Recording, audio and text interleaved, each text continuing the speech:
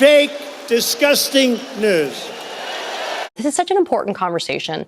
We talk about misogyny and sexism all the time. We talk about it in the context of Donald Trump. But let's be frank. When it comes to women of color, there's a particular vitriol that is saved for women of color by people like Donald Trump, J.D. Vance, and other Republicans. Yeah, I think it's not even restricted to party, Katie. I think you as a woman of color, you as an attorney of color, you certainly have seen it. You know, it doesn't even matter. We don't even have to say across the aisle, both sides of the aisle. It is a nonpartisan issue, racism and sexism in this country. Here we go. The reality of it is there are a lot of folks that create terms out of something as beautiful as diversity, equity, and inclusion and change it to mean something like didn't earn it, despite the fact that many of them didn't earn it either. They earned it on our backs and off of trust funds and off of legacy admissions and all of the things that help to level a playing field on a field they should never be able to play on themselves. And what we also know about Kamala Harris in particular is she is by far the most qualified person to ever run for president.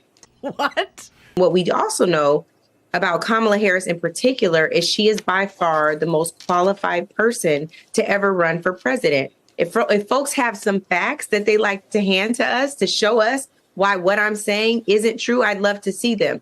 It would be my honor. And we have some breaking news from the 2020 campaign race. Senator Kamala Harris is expected to drop out. The California Democrat has been struggling to gain momentum.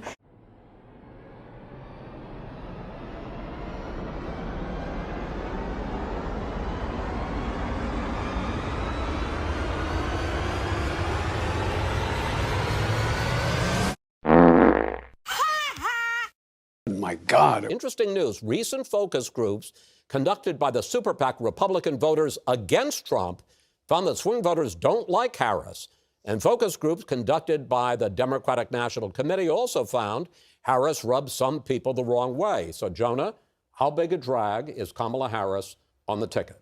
I think she's a pretty big drag. I think she was arguably Biden's worst political decision of his presidency to pick her in the first place. Not a joke.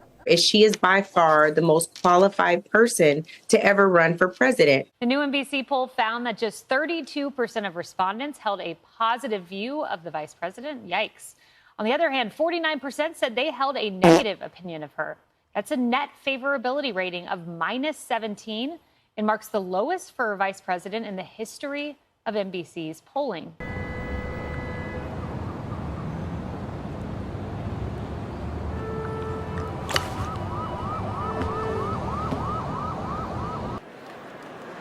That's Kamala.